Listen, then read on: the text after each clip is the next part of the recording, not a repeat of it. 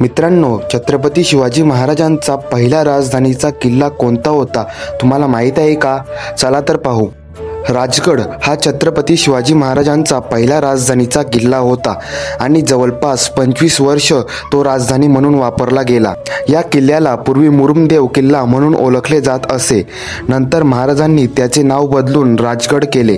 किल्ला समुद्र सपाटीपासून सुमारे 1300 मीटर उंच आहे आणि त्याची रचना त्रिकोणी स्वरूपात आहे. राजगडावर सुवेला माची, संजीवनी माची आणि पद्मावती माची या 3 महत्त्वाच्या माची आहेत. पद्मावती माची इथे महाराजांचा दरबार, निवासस्थान आणि इतर महत्त्वाच्या इमारती होत्या. संजीवनी माची युद्धनीतीच्या दृष्टीने मजबूत रचना असलेली ही माची संरक्षणासाठी महत्त्वाची होती. सुवेला माची ही माची शत्रूंच्या हालचालींवर लक्ष ठेवण्यासाठी उपयुक्त होती.